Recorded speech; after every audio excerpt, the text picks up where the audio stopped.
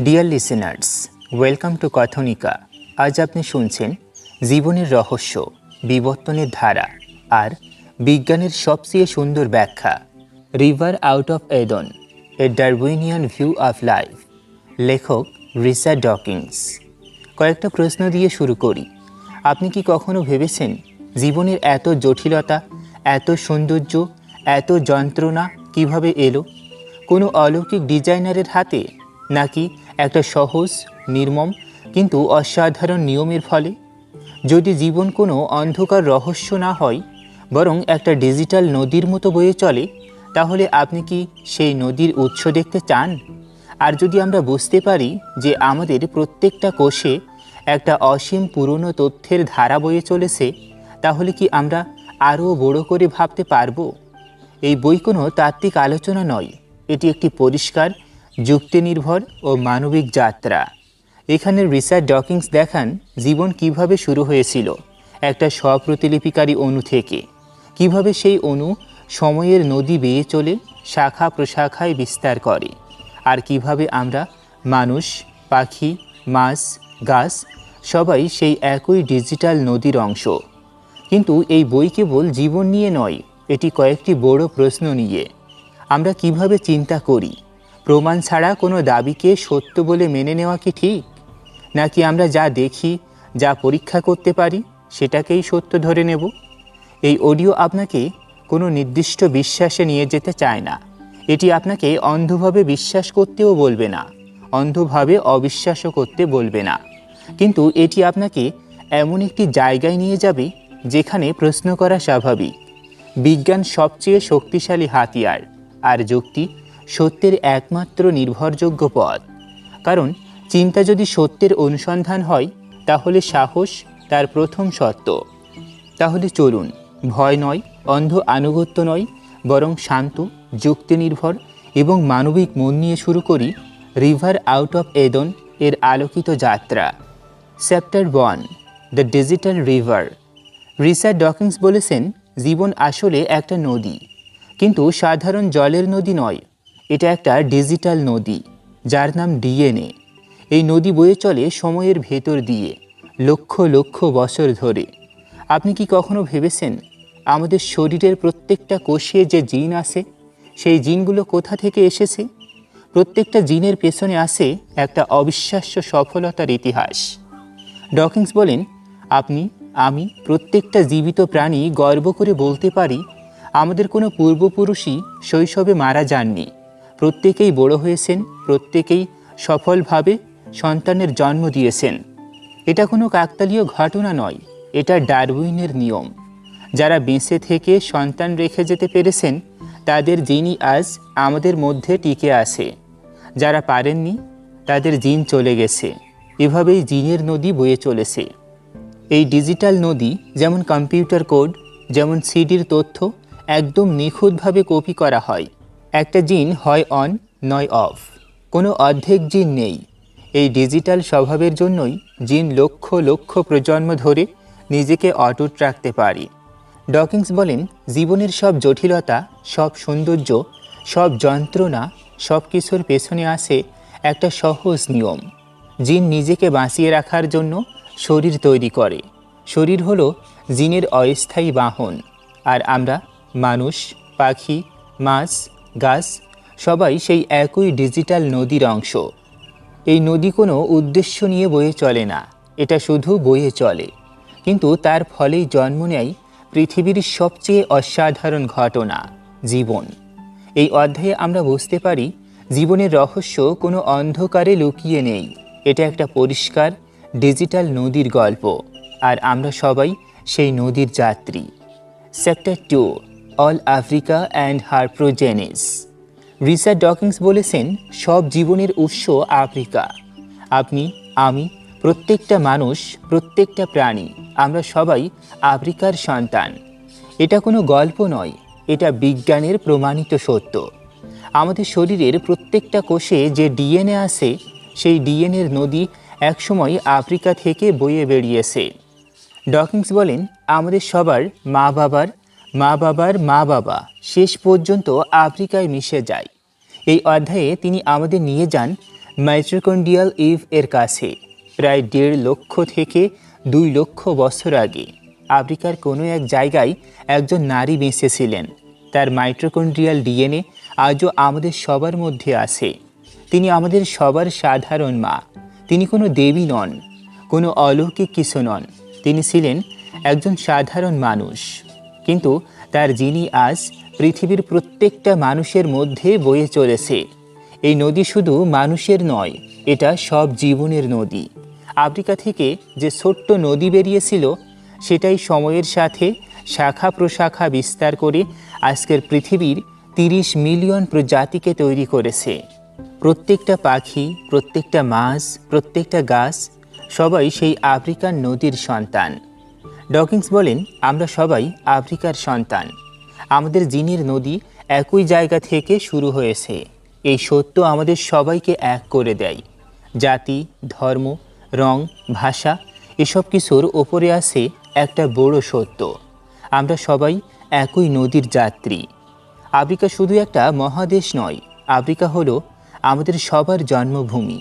যে নদী আজ আমাদের শরীরে বয়ে চলেছে, সেই নদীর উৎস আফ্রিকায়। আর সেই নদী আজও বয়ে চলেছে আপনার আর আমার মধ্য দিয়ে। Chapter 3, the good bye স্টিলথ।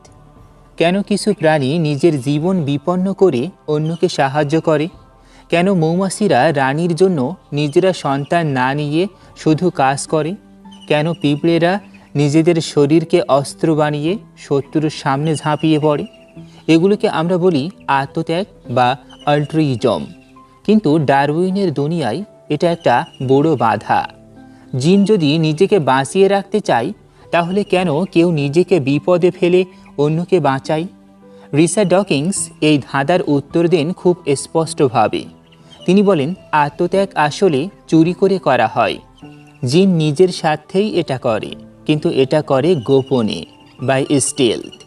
যখন একটা প্রাণী তার আত্মীয়কে সাহায্য করে, তখন সে আসলে নিজের জিনের কপিকে সাহায্য করে। কারণ আত্মীয়দের মধ্যে জিন শেয়ার হয়। ভাই বোনের মধ্যে জিনের অর্ধেক একই, চাচাতো ভাই বোনের মধ্যে 1/4।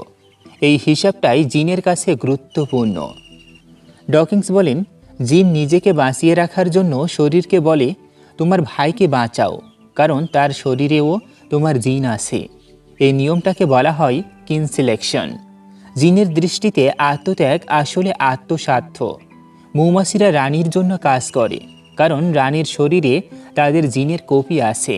তারা নিজেরা সন্তান না নিলেও তাদের জিন ভবিষ্যতে বেঁচে থাকে। এভাবেই জিনের নদী বয়ে চলে, কখনো সোজা পথে, কখনো আত্মীয়ের শরীর হয়ে। কিন্তু লক্ষ্য একটাই, নিজেকে বাঁচিয়ে রাখা। আমরা যে ভালোবাসা, যে আত্মত্যাগ দেখি, তার পেছনে কোনো অলৌকিক শক্তি নেই। এটা জিনেরই একটা চালাকি। জিন গোপনে বলে, অন্যকে সাহায্য করো, কারণ সেই অন্যের মধ্যেও আমি আছি। এই সত্য আমাদের আরও বেশি মানবিক করে তোলে, কারণ আমরা এখন জানি ভালোবাসা আসলে জিনেরই একটা সুন্দর কৌশল। Chapter 4, God's utility function. যদি প্রকৃতিতে কোনো ঈশ্বর থাকতেন, তাহলে তার উদ্দেশ্য কী হতো? কিসের জন্য তিনি এই পৃথিবী তৈরি করতেন? সুখ, শান্তি, ন্যায়, নাকি সম্পূর্ণ অন্য কিছু? রিচার্ড ডকিন্স বলেন, প্রকৃতির কোনো উদ্দেশ্য নেই, কিন্তু যদি আমরা একটা উদ্দেশ্য খুঁজে বের করি, তাহলে সেটা হলো জিনের উদ্দেশ্য। জিনের একমাত্র ইউটিলিটি ফাংশন হলো নিজেকে যত বেশি সম্ভব কপি করা। এই অধ্যায়ে ডকিন্স দেখান, প্রকৃতি নিষ্ঠুর নয়, শুধু উদাসীন। সে কারো সুখ দুঃখের খবর রাখে না। সে শুধু দেখে কোন জিন বেশি করে বেঁচে থাকে আর বংশবৃদ্ধি করে। একটা মাদি ম্যান্টিস মিলনের সময় পুরুষ সঙ্গীকে খেয়ে ফেলে, কারণ এতে তার ডিমে আরও পুষ্টি যায়। জিনের কাছে এটা ভালো। একটা শিকারি পাখি নিরীহ প্রাণীকে ছিঁড়ে খায়, কারণ তার বাচ্চাদের খাবার লাগে। জিনের কাছে এটা ভালো। পরজীবী কৃমি তার হোস্টকে অন্ধ করে দেয়, কারণ সে এতে আরও সহজে ছড়িয়ে পড়তে পারে। জিনের কাছে এটা ভালো। ডকিন্স বলেন, প্রকৃতি যদি কোনো ডিজাইনারের কাজ হতো, তাহলে সেই ডিজাইনারকে আমরা খুবই নিষ্ঠুর বলতাম। কিন্তু আসলে কোনো ডিজাইনার নেই, আছে শুধু জিনের অন্ধ, নির্মম কিন্তু অসাধারণ সফলতার খেলা। এই অধ্যায় আমাদের স্পষ্ট করে দেয় জীবনের কোনো মহান উদ্দেশ্য নেই, আছে শুধু জিনের একটা সহজ নিয়ম, যা বেঁচে থাকে এবং নিজেকে কপি করে, সেটিই টিকে যায়। যখন আমরা প্রকৃতির নিষ্ঠুরতা দেখি তখন আমরা আর অন্ধকারে হাতড়াই না। আমরা বুঝি এটা কোনো শাস্তি নয়, কোনো পরীক্ষা নয়, এটা শুধু জিনের ইউটিলিটি ফাংশনের ফল। আর এই সত্য জানলে আমরা আরও বেশি মানবিক হয়ে উঠি, কারণ আমরা জানি যন্ত্রণা কোনো ইচ্ছাকৃত নয়, কিন্তু আমরা মানুষ হয়ে সেই যন্ত্রণা কমাতে পারি। Chapter 5, the replication bomb. এতক্ষণ জিনের উদ্দেশ্য দেখলেন, এবার আমরা দেখব সেই জিন কিভাবে একটা বিস্ফোরণ ঘটিয়েছে, যে বিস্ফোরণের নাম জীবন। চলুন খুব শান্তভাবে শুনি বইয়ের সবচেয়ে বিস্ময়কর অধ্যায়। রিচার্ড ডকিন্স বলেছেন, জীবন শুরু হয়েছিল একটা বিস্ফোরণ দিয়ে, কিন্তু সেই বিস্ফোরণ আগুন বা বিদ্যুতের নয়, সেটা ছিল প্রতিলিপিকরণের বিস্ফোরণ। কল্পনা করুন একটা ছোট্ট অণু, একটা অণু যা নিজের কপি তৈরি করতে পারে। একবার যদি এই ক্ষমতা জন্ম নেয় তাহলে কি হয়? ডকিন্স বলেন, এটা একটা বোমা, একটা রেপ্লিকেশন বোম। যেই মুহূর্তে একটা অণু নিজেকে কপি করতে শুরু করে, সেই মুহূর্ত থেকেই শুরু হয় এক অবিরাম অপ্রতিরোধ্য প্রক্রিয়া। প্রতিলিপি, আরও প্রতিলিপি, আরও প্রতিলিপি। ভুল হয়, কিছু ভুল বেঁচে যায়, নতুন বৈচিত্র্য আসে, আর এই বৈচিত্র্যের মধ্য থেকে যেগুলো বেশি ভালো কপি করতে পারে সেগুলোই টিকে যায়। এই বিস্ফোরণই আজকের পৃথিবীর প্রায় 30 মিলিয়ন প্রজাতিকে তৈরি করেছে। একটা সাধারণ অণু থেকে শুরু হয়ে এসেছে মানুষ, পাখি, গাছ, ব্যাকটেরিয়া, সব কিছু। ডকিন্স বলেন, জীবনের উৎপত্তি কোনো অলৌকিক ঘটনা নয়, এটা একটা রাসায়নিক প্রক্রিয়ার অনিবার্য ফল। একবার প্রতিলিপিকরণ শুরু হলে বিস্ফোরণ ঘটবেই। এটাকে তিনি কম্পিউটারের সাথে তুলনা করেন। যেমন একটা সাধারণ প্রোগ্রাম যদি নিজেকে কপি করতে শুরু করে তাহলে সেটা পুরো সিস্টেম দখল করে নেয়।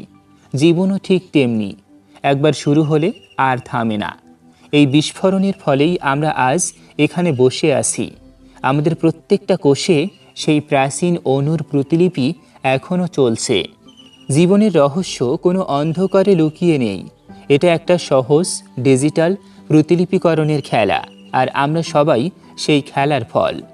এই বইয়ের শেষ অধ্যায় এখানেই শেষ হয়, কিন্তু এই যাত্রা শেষ হয় না, কারণ জিনের নদী এখনও বয়ে চলেছে, আর আমরা সেই নদীর যাত্রী।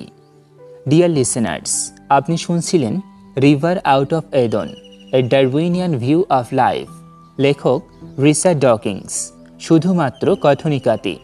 এই দীর্ঘ যাত্রায় আমরা কোনো রহস্যকে ছোট করতে আসিনি, আমরা এসেছি তাকে বুঝতে। আমরা দেখেছি জীবন আসলে একটা ডিজিটাল নদী, যা সময়ের ভেতর দিয়ে বয়ে চলে।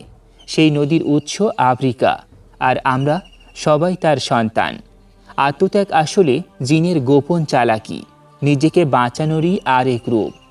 প্রকৃতিতে কোনো ঈশ্বরের উদ্দেশ্য নেই, আছে শুধু জিনের অন্ধ স্বার্থ।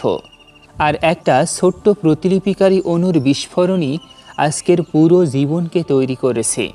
এই বই আমাদের একটি গুরুত্বপূর্ণ সত্য মনে করিয়ে দেয়, অজানাকে অলৌকিক বলে থামিয়ে দেওয়া সহজ, কিন্তু ব্যাখ্যা খুঁজে যাওয়া সেটাই জ্ঞানের পথ। এই অনুসন্ধান আমাদের সামনে কয়েকটি গভীর প্রশ্ন রেখে যায়। আমরা কি সত্যি জানতে চাই, নাকি শুধু বিস্মিত থাকতে চাই? যদি জীবনের কোনো মহান উদ্দেশ্য না থাকে তাহলে আমরা কি নিজেরাই উদ্দেশ্য তৈরি করতে পারি? আর সবচেয়ে গুরুত্বপূর্ণ, আমরা কি এই ডিজিটাল নদীর যাত্রী হয়ে গর্ব করতে প্রস্তুত? এই বই কোনো কল্পকাহিনী নয়, এটি বাস্তবতার গল্প, আর সেই গল্প কল্পনার চেয়েও অনেক বেশি বিস্ময়কর। এটি শেখায় অজানাকে ভয় পাওয়ার কিছু নেই, প্রশ্ন করা সাহসের কাজ, আর বোঝার চেষ্টা করাই মানুষ হওয়ার সবচেয়ে বড় বৈশিষ্ট্য। আপনি যাই বিশ্বাস করুন, প্রমাণ, যুক্তি আর কৌতূহলকে কখনো ত্যাগ করবেন না, কারণ যে প্রশ্ন করতে জানে সেই সত্যের কাছাকাছি পৌঁছায়। প্রিয় শ্রোতা, ভিডিওটি ভালো লাগলে লাইক দিন, চিন্তাশীল মানুষদের সাথে শেয়ার করুন, এমন আরও গভীর বইয়ের বিশ্লেষণ শুনতে কথনিকাতে সাবস্ক্রাইব করুন। কমেন্টে অবশ্যই আপনার ভাবনা লিখে জানাতে ভুলবেন না। মনে রাখবেন, মানুষ গল্প বানায়, মানুষ রহস্য খোঁজে, কিন্তু প্রশ্নের মাধ্যমেই মানুষ অজানাকে জ্ঞানে রূপ দেয়। ধন্যবাদ।